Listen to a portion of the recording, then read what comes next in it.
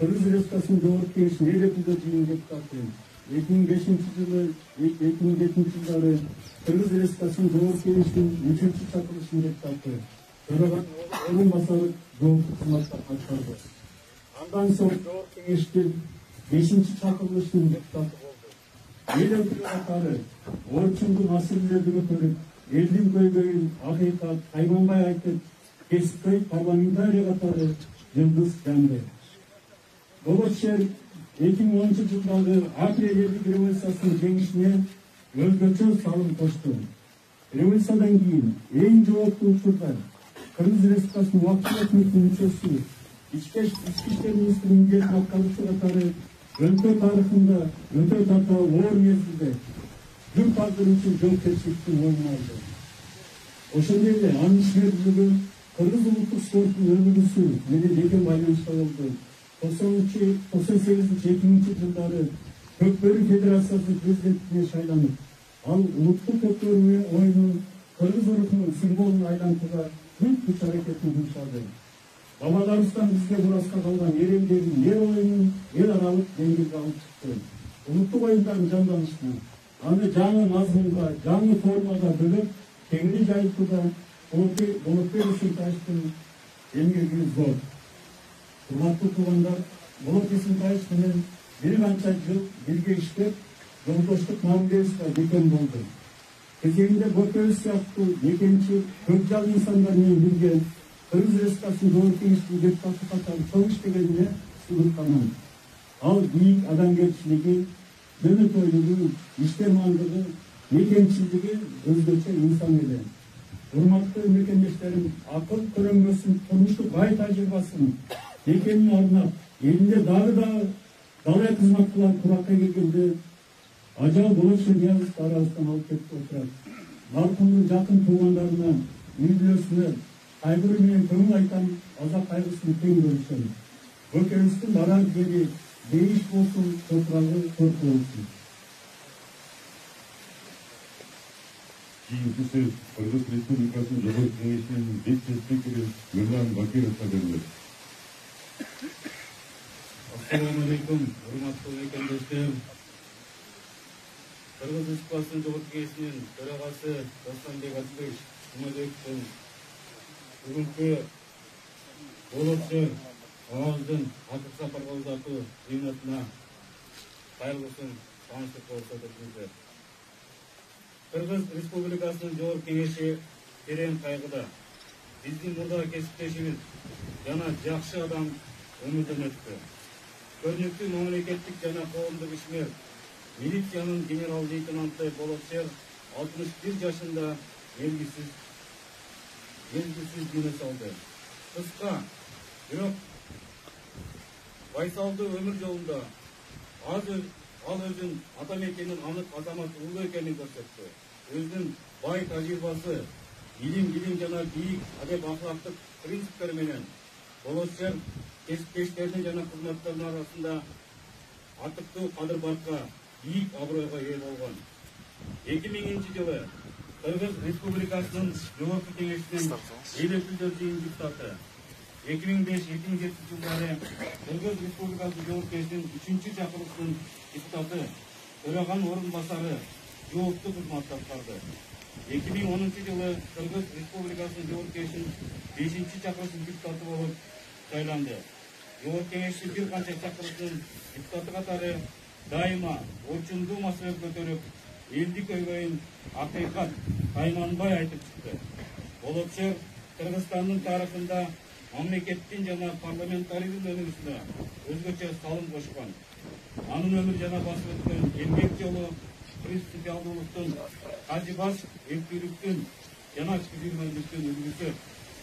Кыргыз Республикасынын мамлекеттүүлүгүнүн экендигине, демократиялык баалуулуктардын, улуттук оюндардын жайылышына зор салым кошкон көрүнүктүү мамлекеттик жана коомдук ишмер катары анысыны Кыргызстандын тарыхында калат. Ушул кайгылуу күнү маркумдун үй бүлөсүнө, жакындарына, Болотбек Эсентаевди жакшы билгендердин баардыгына чын дилден чыккан көңүл айтуумду билдиремин.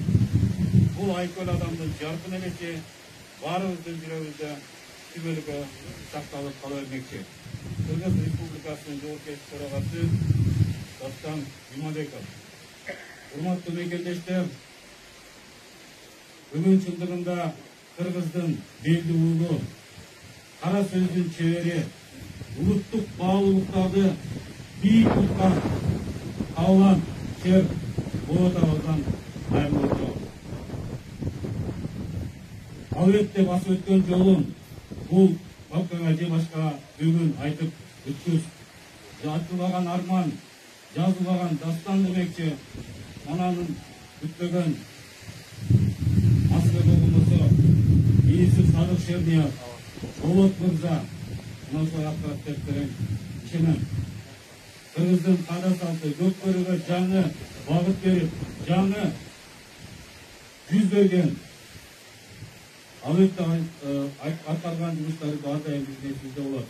Мүмкүнчүлүктү пайдаланып, жакындарына, генерал замандаш үзөңгүрө жүргөн саналаштарына, өмүрбек Ширкеев баш болгон партиялаштарына, куда сөөктөрүнө, балдарына, кыздарына терең кайгыруу менен көңүл айтам. Жаткан жериңиз жайлуу болсун, Болот ага.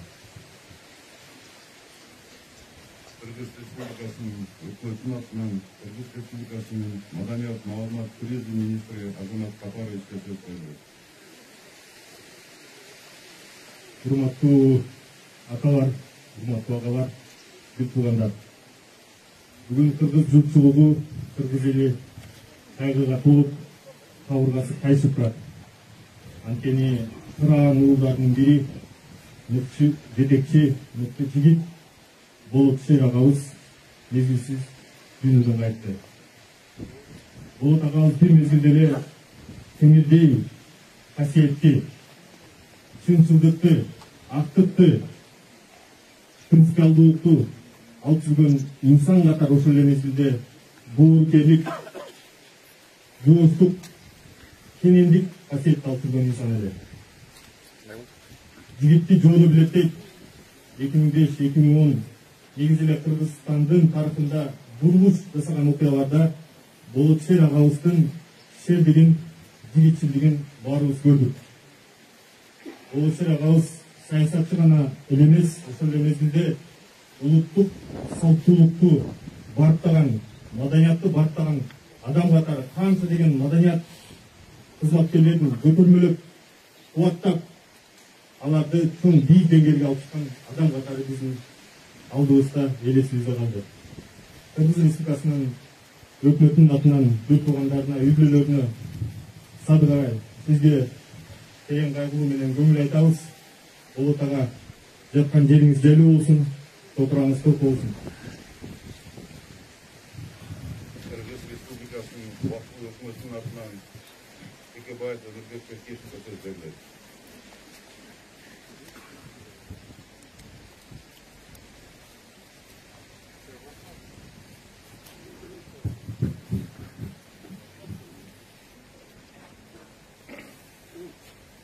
Урматтуу туугандар, биз адам ушундай экенбиз.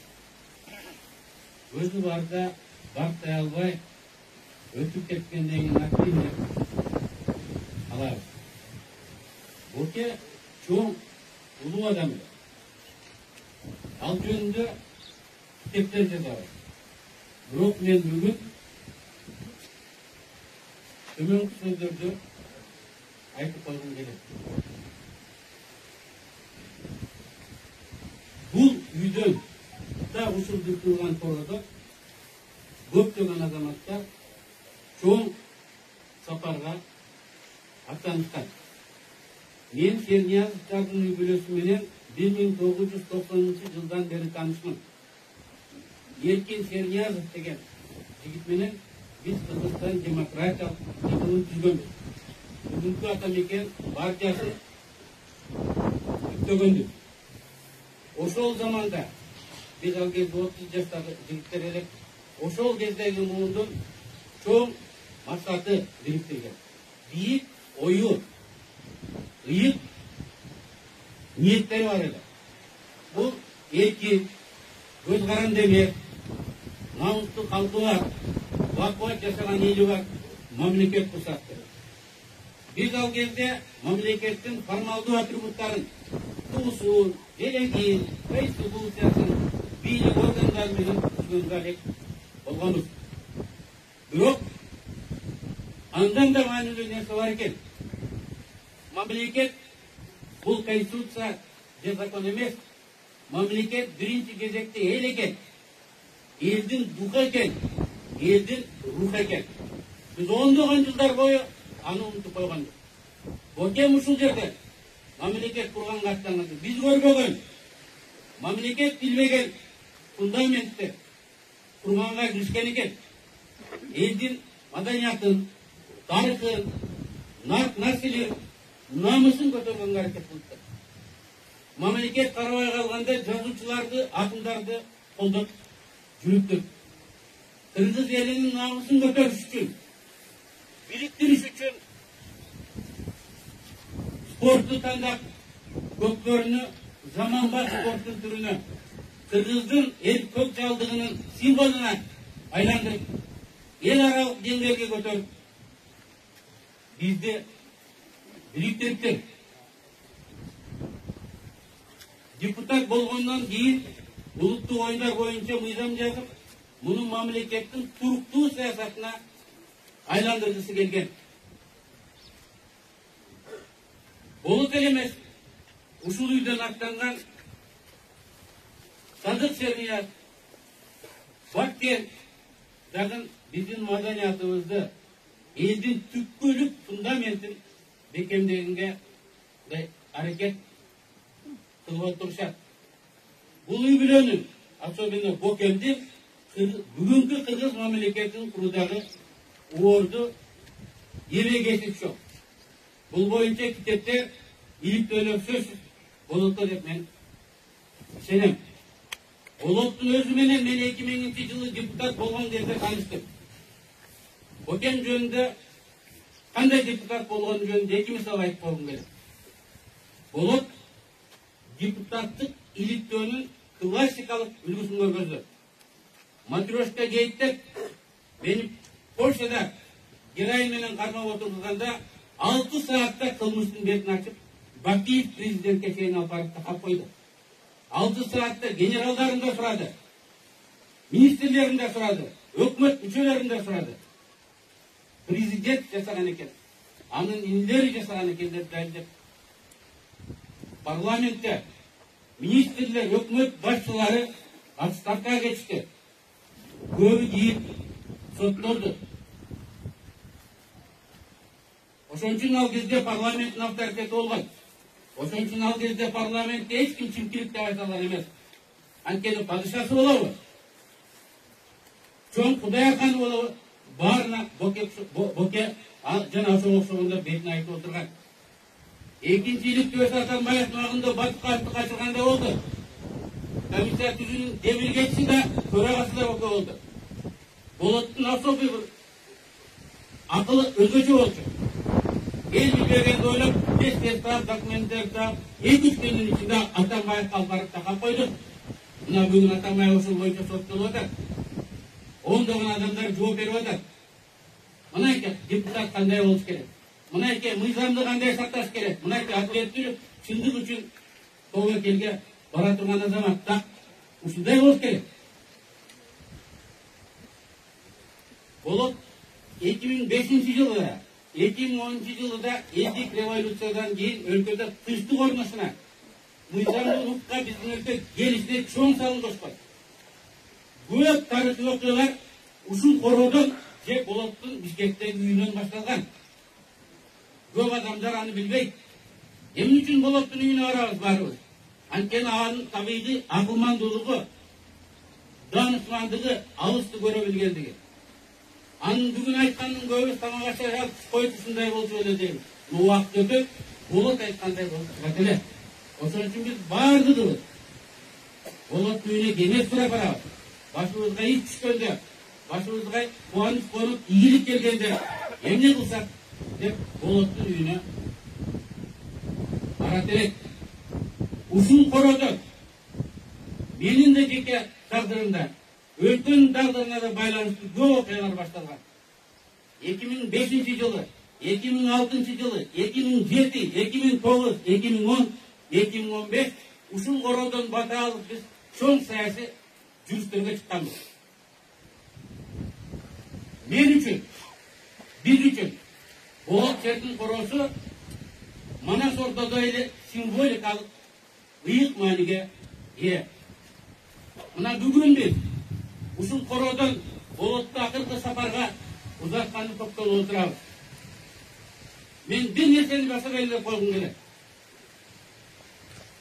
Болоттун раңындагы мамлекет коомдук ишмерлер өлсө да өз мартабасын ойлоп, бип көрүшкөндө аларча да жатсам экен. Коңшуларым бай жана бий болгон адамдар болсо экен деп кыялданат. Ошол кыялын тууган уруктары ишке ашырат. Болоттун ал жерде болушуна толук укугу бар эле. Бирок ал өз кересинде билген окшойт. Ушундай болуп кетет. Мени талашка алып баргыла деп айтты. Болот аз мактанат эле, бирок мага мактан дөмке. Мен айында үй куруп койдум. Меники Садыктыкы, Баткендики, Дурустуку деп мактанды. Мына баарыбыз көрүп турабыз, мактангандай чоң эмес, өнөкөй. Ал байлыгы менен эмес, ал концепциясы менен мактанды. Биз де баарыбыз ушул жерге келгенде жата турган жерибиз болсо, өзүбүз эмес бала чакабызды алып келсек, эгерде кыргыз өз айылынан кол үзсө, кол үзбөсө ал чыгырыр. Эгер ал айылы менен, туугандары менен байланышпай кетсе, ал чала кыргыз деп айтат. Ал дагы ошол концепциясын менен ушул үйдү куруп, короону кайра курган экен. Дагы ошол көз карашы менен өлүп кетип атса дагы туугандар деп баарыбызга керез калтырып кетти. Айылдан кол үзбөйлүк, туугандардан кол үзбөйлүк. Биздин бара турган жерибиз ошол болсун деген керезин бизге калтырып кетти. Эмне деген акылмандуу? Буке саясатчы жолдош катары эмес, дос катары жакын абдан бизге достукка бекем адам болгон. Дос демекчи алар башка кыйынчылык түшкөндө билмейт экен. Баарыңар билесиңер, 3 жылга жакын мен отуруп чыктым. Дагы туугандар, достор, чоң иштеп жүргөндө алыста кыйынчылык өзүң дагы болот кесим. Ошондо болот, ооруганына карабай, араң басканына карабай, аяк менен келип партиянын отурушуна отурду. Hiç kim жок экен деп айтпасын. Партиялаштардын, достордун ындан өчпөсүн. Эшик ачылып адамдар келип турсун деп. Ошол жерде ооруса да акыркы күндө экен. Ушул инсульт боло турган күндө ошол жерде 2 саат отуруп анан кеткен. Анан болот былтыр өкмөт теңдик, ал менен 5 айга кичине. Мен 60 жылдын өткөрөм деп калды. Мен түрмөдө элем. Бока уят. Мен бирөөнөн суранабыз. Ушуну түмөлө койбойсуңбу? Десем айткан. Сен жаман көрбөйсүң, мен жаман көрмөйм. Мен өткөрөм. Сен үчүн эмес, биз өзүбүз үчүн өткөрөбүз деп регион партиялаштарды чыгарып 60 жылдыкты белгиледи. Анан кийин партиялар айтышты. Болот акылман экен. Бул бизди бириктирди. Бул бизди чыйралтты. Биз бири-бирибизди көрдүк. Бардык айылда, бардык районда бар экенбиз. Бүгүн тилекке каршы болот арабызда жок. Биз аны акыркы сапарга ушул мен айткан короодон узатып отурабыз. Болоттун туугандары, достору, жерлештери, мен силерге төмөндөгүн айткым келет. болот жашап өткен өмір бақшылығы батырдың, нақта елдің шердің өмірі болды. Бүтер емес, бүткіл қырғызстандықтар суықтана тұрған, сыйлықтана тұрған өмірі болды. Ал өлген жоқ. Ал ақыл сапарға жеңуші болып, өз принциптерінде бекем тұрған, намыстың желеңін бекем биік көтерген инсан қатары бара жатады. Боке дос, қош бол, сені біз ұмытпайық. Екінші сөз Болот Акеевичтің достарының атынан Қаныбек Иманалиевке беріледі. Сеттүү қалайып жұрт. Қадірлі мекендештер, екі күн мұрда күн тұтылды.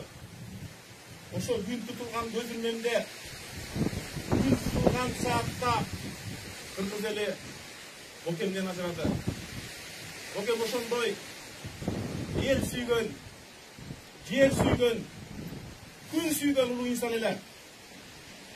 Biz egemen memleket болгондо азаттык бизге бол келген жок.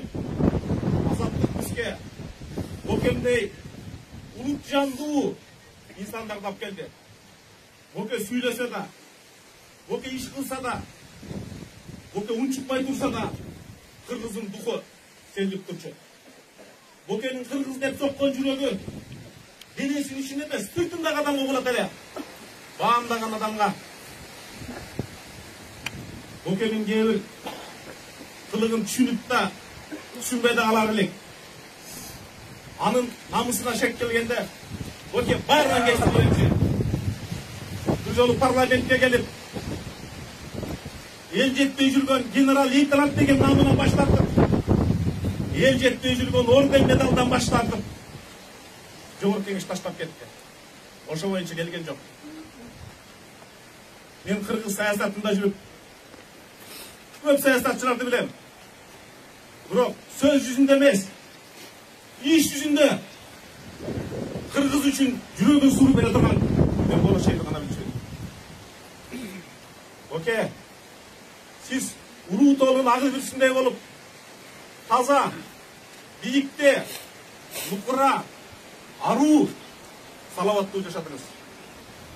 Болот шер кыргызга, улутка, маданиятка, спортко, шайлоочуларга, мекенге кызмат кылуунун туу үлгүсүн көрсөтүп кетти. Ушуну айтыш керекпи, айтпаш керекпи билбейм.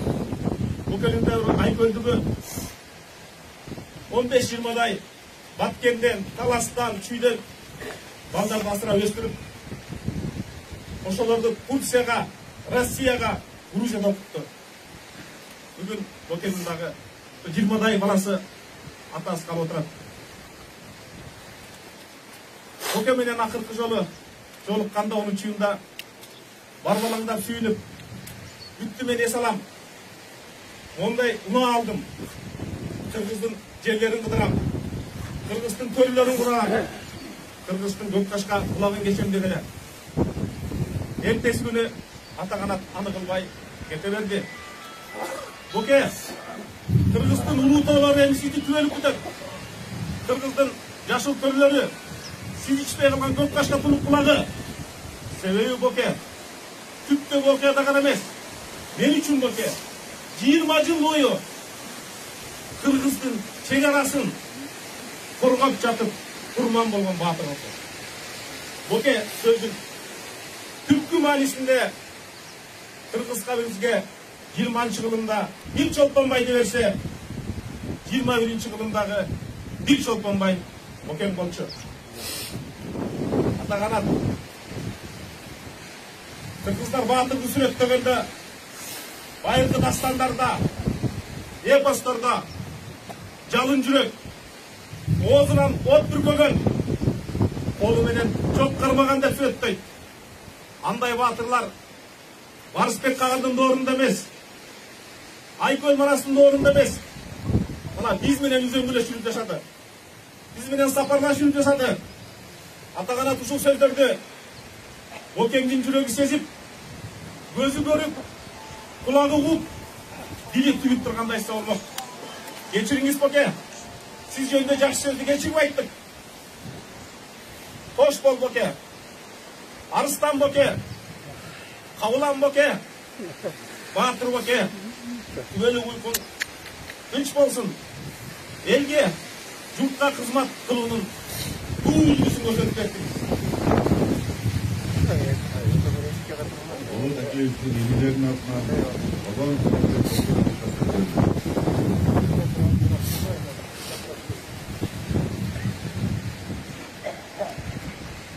Hürmetli tuğanlarım, yetişlerim, yetimdeşlerim, ulu münasakavuzun mutfağında duruz. Boke birine dünya etkilisi olsun. Bokemiz Türkiye'nin başını biriktirip yerimizin yeri bir soluk olsun dedik. Arnamasının adıydı tuttan götürüyorlar. Sözünü hiçbirinde götürdük. Zengin usta olan harflarını çıkıp ayıp çıkan hükümet. Ayda geçkenden keyin 6 aprelde elimizde erkinlik berip turib, özünün canı sayıp kuruşta çıkan Boke'den. Boke'nin ulu vasiyetleri bir top. Ben daha bir ulu vasiyetini ayıp etmeyelim. Boke'nin osunda 6 aprelde 2012 yılı kolga tutup militsiya Bişkek'e aparatқанда başına hap dizip durup bir-iki vurgular ekan. Anam 2 gün ötmey Boke İçki işler ministri oldu, yetekçi oldu. Boke oşo vurgulagan adamdарды kabiliyetine çakırıp ve prikaz atkargansыңар деп turup айкөлдүгүн көрсөтүп туруп аларды каматпай кайра өстүргөн. Мына айкөл болгон биздин Боке. Boke telefon çalsayla iğnin rahatlasın diye. İğnine çakırıp alıp durup, şaşılgandı jıynagan Boke'ler öz aklını aytıp 2005 yılı men parlamentке аттанып атканда iğnin деп öz aklını aytıp ustaz болгон Boke'ler. Ayla yok. Kırgız elimizin kavgasına işip жүрегі olup turgan kez. Boke'yi oturturabız. Şınılı el batır. Bu bizim Boke'yiz. Şınılı el batır bizim Boke'yiz. Kuday buyursa, Kuda kalasa. Bu namga ey oluptur deyişine. Bu elimizge özüp kelayatkan urpaklarыбызга үлgü болгон адам болуш керек Boke'yiz. 21 yılında elimiz unutumuzga çok muhtaç. Tileke karşı Boke'yiz Ketvatat bu dünyada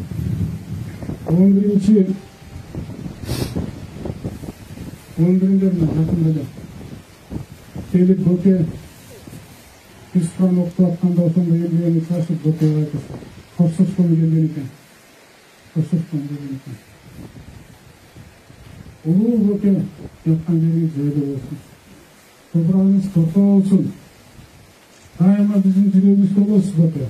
Elimizin yüreğimiz olsun. Siz bizim katımız. Yatkan yeriniz öyle olsun. Aksakallar üstüne atan Elibay Otunçi Vatavuş'a söz verdi.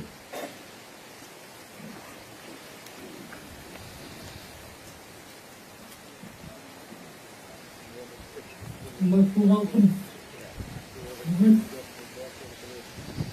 bir canlımız kavazımız, yazdı Kırgız elini için, Orta Asya halk için hayırlı gün. Biz bu adamın son hayırlı ortalık. Boke, biz Maraş'ı görmen yoktur. Maraş'ı uğrağız. Maraş kanday Батыр болгон, андай айкөл болгон. Ушул азыркы Манас ушул Болот болду. Болоттун эрдиги Манастын эрдигине чете. Болоттун айкөлдүгү Манаска чете. Депутат болсаңар Болоттой болуш керек. Жигит болсаңар Болоттой болуш керек. Мекенчил болсаңар Болоттой болсаңар. Мына ошондо кыргыз эли үлбөк, өлбөк. Ушул кезге чейин Болоттун кыягындагы мамлекет курулган жок. Ал кыргыз мамлекети деген атуу болбосо, заты андай эмес. Нагыз кыргыз мамлекетин, нагыз кыргыздын мекенчилдери курат. Ошон үчүн Болоттун айтып кеткендери, анын сөздөрү бизге келечекке үлгү болуш керек. Биз кыргыз урпактары ушул Болоттой эр азаматтарыбызды тул тутуп, дайыма ошону алдыга коюп, ошонун элеси менен, ошонун айтканы менен, ошонун осуяты менен жашашыбыз керек. Азыр чегеребизди карасаңар, бийликке келгенден кийин элди унутуп, бардыгы долларды алып, байыганга аракет кылып атат. Бардыгы соту болобу, оту болобу, бардыгы тең байыганга аракет кылат. Бирок байлык арттагыларын билбей атат. Элде эмне калат? Элде сөз калат. Элде элес калат. Элде образ калат. Ошол образ Болоттун образы. Ошол үчүн мен азыр жерге айткым келет. Мына биз азыр улуу адамыбызды узатып атабыз. Элдин аркасында ошонун үлгүсү каршы үчүн Болот атында фонд түзүш керек. Болот жөнүндө документалдык кинофильм тарtış керек. Болот жөнүндө эскерүүлөрдү чыгарыш керек. Болоттун өзүнүн жазып кеткен көп эмгектери болсо, аларды чыгарыш керек. Аны көргөн замандаштары Болоттун сөтүн, элесин тарtış керек. Болот бир кезде айткан, онун айткан сөздөрү ел арасында макал болуп, ел арасында учкул сөз болуп айтылып калат. Бир жолу мен Болот менен сүйлөшүп калганда айтты. Эң кээде ойлонуп бир жакшы сөз тапсам, элге айтсам, ошонун бирин Дооронбек Садырбаев айтты деп, өйүкөм, ушу сөзүңдү мага берчи деди. Бердим деп. Болоттун сөзү жана алдыда чыгып сүйлөп кеткен Өмүрбек Текебаев айткандай, бул биздин бөлүк казынабыз болуш керек. Биздин алга туткан керегибиз болуш керек. Биз ошо Болоттун керегинде биригишибиз керек. Болот ушул атамекенди түзгөн, атамекенди сактаган атамекен партиясын айтып атам. Ошонун эң мыкты жетекчилеринин бири болчу. Болот кемеңгер эле, ал алдын ала көрө билчү, алдын ала сезе билчү, окуяны абдан ийиктечи, жана алдына сүйлөгөн эме замандаштар туура белгиледи. Болот жөнүндө айта берсе сөз көп. Ошон үчүн мен дагы бир немени эскергим келет. Ушул талаш канча жылдан бери фасол айдайт, Новоя дейбиз. Ошол фасолдун баасы 5 сом болуп калган бир кезде. Ошонун бардыгын биз элди алып жогорку кеңешке чейин бардык. Анда премьер-министр Серкис Кулов болчу. Ошол Куловго кирели, өкмөт башчысы. Эмне үчүн фасолдун баасы жогорулабайт? Муну ортодогулар алып элдин каймагын жеп атат. Ошол бир ачык сүйлөшүп, бизге жардам берсин десек, болот. Ошол өзүнүн кабинетинде биз 15 Савастан барган 15 кишини кабыл алып, өзүнүн чайын берип, өзүнүн оокатын берип, жатаканасын берип, ошондо биздин көзүбүзгө Серкис Куловго телефон чалды. Серкис Шершенбаев, Савастан 15 аксакал келипти. Ошолордун айта турган сөзү бар экен. Кокой бар, кокойдогу маселелер бар экен. Ошону кабыл алыңыз деди. Менин убактым жок деп койду. Özler ezingerde var çıkan. Bir gezde herkes kul ol için talak yeri kanday turgan. Oğuzun tükken Ayça gündüzü Ay Nemenin rayonun barbarında Oğuzun çekip hiçbir uyuşturgan. Oğuzal kişi Talas'ın elinde bir minut vaktin bölümünde yaragan yok. Oğuzal'da Bolat açtı. Emin halk söylese ben kolman gelgen çıkılayım de Ayçarva Ministeri'nin gerekli yerlerde kişileri çakırıp hizmeden söyleşip meseleleri teşkil etti. Buna yakasılır. Bugün Hasan Adımgüley Talas elinin kireçeli karmağına yandı. Vakvat yaşavatan. Okanın emgeli buradaki Bolat'ın Bolat Şerdin emgeli. Okanın için Bolat Şerdin emezi, elesi Kırgız yerinde, Özbekistan Talas yerinde eskaçan unutulmayın. Talas eli özünün en süyüktü, eldü, en hayratlı azamatından ayrılacak. Bırak Bolat'ın arkasından kalkan adım yoldaşları, kullanları, ineleri Bolat'ın için alga süreç tepkisenemle. Ayrı koş, kımbatlı Bolat, yatkan yerin caydı, toprağın parka olsun. En hazırkı anazelen, yatkan yerin caydı olsun, onun olsun. Keyinki söz Bolat Asantayev'in zamandaşlarının adından Türkbek hakkında söz veriyoruz. Hurmatlı Talayip Kalk, ben bugün barınızlarga razımın. Gel ataslar kışkaşmana. Oken yer, region öylem bolğon, patriot, batыр insan эле. Men başkalar aytпаган Шерниязовдор жөнүндө кыскача токтолоюн деп атам. Окен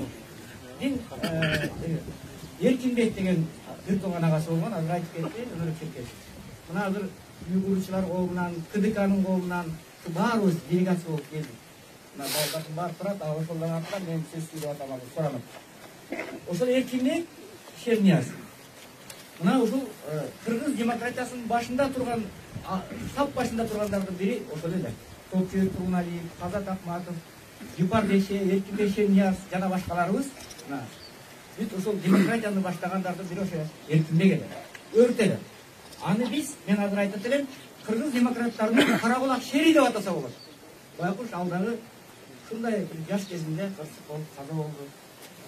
Бирок ушул Эркинбек мына жанагы үй албагандардын башында туруп кыргыздарга жер алып берип, мына өзүнүн кыска өмүрүндө көп иштер аткарып кетти. Ал эми экинчи мына Шерниязовдун биздин бокебиз эмне кылды? Мына айтып кеткендей, дүйнөлүк деңгээлде көкөрүнө көтөрдү. Мен эмне үчүн айтып атам? Анткени мына кайра гана бокем өлбөй эле калсаң, мына казактар менен болгон көкбөрүдө кандай болду эле? Ханыбыз кыйнады го. Кыргыз менен казактар ошо көчмөндөр оюнунда кандай уралап чыкты кыргыздын баатыр жигиттери, эрендердин эр оюн деп мына биздин бул жерде комментаторубуз айтып турду, биздин улуу артистибиз. Анан ошондо кыргыздын балдары биринин артынан биринен таштап атат, жеңип атат казактарды, кыргыздар сүйүнүп атат, дух көтөрүлүп атат. Ким ошонун баарын көтөрүп атат? Ошону Шерниязовдор көтөрүп атат. Ошону Бокем көтөрүп атат. Анткени ушул деңгээлге чыгарбаса, ошондой биздин эрендердин эр оюн ойлонот беле Кыргызстанда? Туурабы же туура эмеспи? Мен ойлойм, бул аябагандай чоң дух. Ат кетип баратканда, көкбөрүнү салганда кандай гана адамдардын духу көтөрүлөт, кыргыз элинин духу көтөрүлөт. Экинчи, мына акындар боюнча Садыкты мактайын деген абызмын. Мактоого муктаж эмес. Бирок чындыкты айтышыбыз керек. Садык мына акындарды көтөрүп койду эле. Акындар ырдаганда, алардын чындыкты айтканда, мына жакын Элмирбек Байков өтүп кетти. Башкалар азыр Аалы, Жеңиш, эмне деген улуу акындар. Мына ушулардын карачы кандай кыргыздын духун ырдаганда канча миңдеген адамдар көрүп атат. Анан мына Баккенин ириси да ошо агат менен кагытып, Жусупбайга чейин барып келип, Манас деп жүрөт. Ошон үчүн мына ушул семьянын бир Шерниязовдун үй бүлөсүнөн шерлер чыгып атат. Мына азыр Толузбегинин ушул жерде бизди канча ушул жерде биз болдук ушул жерде канча жылдан бери. Ошон үчүн мен ойлойм, Эсентай акебизге өтүп кеткен. Апабыздын колунан чай ичкенбиз. Ушу баатыр уулдар төлөгөн апабызга жаткан жер жайып топортор. Атабызга топ болсын. Bir туғандардан Садық Елин, Баткеніңіз, Тұрсынбек, барыңыздардың дұршыл көңіл айтабыз. Туғандарына жалпы, чоңғалық айылына жалпы көңіл айтабыз. Жатқан жері жайлы болсын. Бокем өлген жоқ. Анткені Бокемнің духы, Бокемнің патриоттылығы, Бокемнің ұлтшылдығы әрбір қырғыздың жүрегінде сақталып тұрады. Ойлауға Бокем көйіп атабыз. Жоқ, ал Бокем болмаса Бокемдей төреледі. Бокем жөнінде китептер жазабыз да, айтабыз. Бокем қырғызды көтерген. Өзі үшін жашаған емес, чачка. Қаражатың бар, өзі үшін емес. Мына байларды көресің, қандай байлар. Бокем той өзі үшін емес, ел үшін қырғыз. Жатқан жер жайлы топырақ болсын. Ұлы Акеевичтің бір туғандардың атынан Садық Шерге сөз беріледі.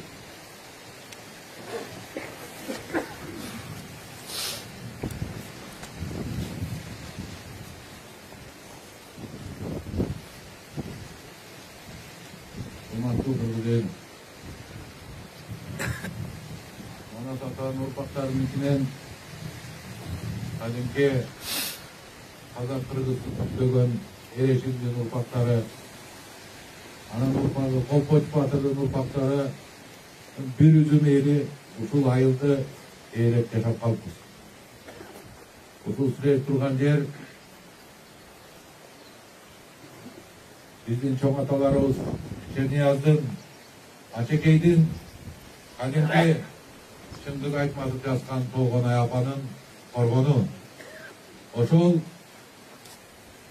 Açekeydin oğlu benim atam Esentay'dın korgonu. Ata uzay. Oğlarım Karacan'ın hayırcı dağı bağalat. Bu ne de turaki düşünsem kızı sevmeyeli mutlu ol, sevmeyeli bay ol, sevmeyeli deputat ol, sevmeyeli minister ol. Böyle gözümdü kara başımda oylasın, anda olsa hayırcıdan ayrıman yoktur ha. Anda hayırcının dege kedimde. Ankeni Karacan'ın hayırcıda bağıp yatpayı var.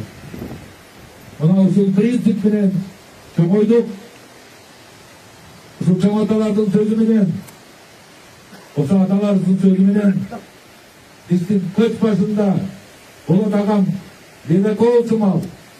Bizdi flagman katarı Erkinbek Baykemekoğlu alçıldı.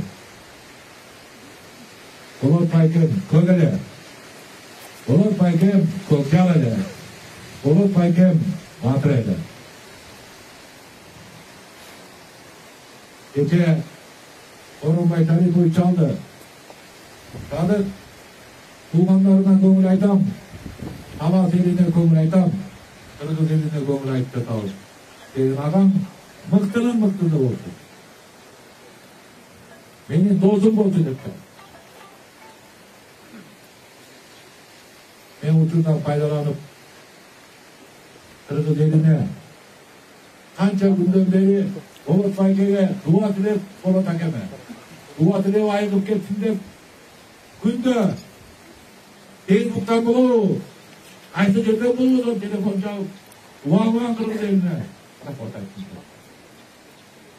Men бүгүнкү мына келип турган президенттик администрация, президент Батулов, бүгүнкү парламент менин коллегаларым, өкмөттерге рахмат айтып берем. Ben bu rahmatımda o kendinin Ümrü'nün atından, Ülmün Ateke'nin atından, kızları Asiye'nin atından, oğulları Cengiz Ayaslan'ın atından, benim bir tumanlarım atından ayttılar. Sizlerge o kem başkaça yaşamamak oldu. Biz de oyladık. O kem 80'e çıksa evine, 100'e çıksa evine, Promo kem dünava gelardı. Almak açıyor. Ben uzun türümüne 80'e çıkıp dayaklarını dünava sarıp. O kem açıyor. Ey Sadık, birinci baylık ben sonu demez. Birinci baylık armamaz. O kem orup kaldı birinciyi tuttu. Ben o sorularını oturadım o kemde. O kem. Siz şimdi aytaz, birinci aylık pensiyon emez dep жүрüp институт болдуңуз. Эми кандай экен айтыңызчы Боке. Birinci aylık pensiyonluk бекен десем, күлүп туруп айтты. Садык birinci aylık аргамыз. Аны эч ким жокко чыгара албайт. Мына арнамызды Бокем, арнамызды ошого барып өзү кете берет. Бул өзү кете берет бул. Өзгөчө Бокемдин жүрөгү bir Kırgız деп соксо, bir талас деп токто. Бизди чакырып мага айткан этинде, Садык, Шерниязовдардын үй бүлөсү 7 уругуна чейин талас элине тизе бүгүп өткүрө. Тизе бүгүп өткүрө. Анткени менин басыма карап түшкөндө атын чапыр эле. Талас эли тикезине тик туруп эркек артунун бар барган таласка. Болот жерде барган. Ошондо кандуу бийликте талас кылып берген. Талас туу болуп берген. Талас байрак болуп берген. Талас кыргыз элинин намысы болуп берген. Садык, мен башка жерге жата албайм. Менин туугандарым арасында бар. Мен туугандарым арасында жатайын. Эгерде менин туугандарым Окуптан бийлик болобу, башка болобу, намысын сынап турган болсо, дебир кандайдыр бир коркок сезим араласа, мүмкүн менин мүнүзө бүрсөм, аларга сыйбол болуп берсин. Бала сени эч кимден корккон эмес, бала сени эч кимге баш ийген эмес, бала сени намыстуу, эптүү, кан манастын урпагы, бала сени дайыма намыстын, айырдын, ар намыстын тузун бийик көтөрүп жүргөнү. Ben ошол жерге жатайын деген керектин айтты мага. Мына ошол керек менен келип, урматтуу элим. Рахмат сиздерге. Канчадан бери жазып аткан, канчадан бери айтып аткан, Бокемдин достору бу жерде турасыңар. Саясаттагы достору Өмүрбек Тилкеевич баштаган. Чыгармачылык жакта достору Асылбек, Мурат Байкен баштаган. Кече күнү акындарга рахмат. Азамат баштаган, Акмат баштаган, Асылбек баштаган. Ошол жакта жазган Чайлыбек Дүйшеев, Анатай Байгелерге рахмат. Баарыңыздарга рахмат. Мен ыраазымын сиздерге, урматтуу элим. Мен ойлойм, Бокемдин арбагы сиздерге ыраазы. Кос Боке, жаккан жериң жайлуу болсун. Урматтуу мекендештер, кадырлуу калайык, Бокемдин жаркын элеси кыргыз элинин элесинде өмүр бою сакталып калат деп тиреңселебиз. Болот акебиздин бүт туугандарына, үй бүлөсүнө, замандаштарына, досторуна, талас элинин атынан терең кайгыруу менен көңүл айтабыз. Боке, жаткан жериңиз жайлуу, топурагыңыз коркоо, жаныңыз жанаттан, иманыңыз саламат болсун. Кудайым сизге дейишинен орун берсин. Ушуну менен Болот акебизге арналган зинатты жабыпты жарыялап коюуга уруксат этиңиздер. Азыр нары жаназага турдурайбыз. Рахмат баарыңыздарга.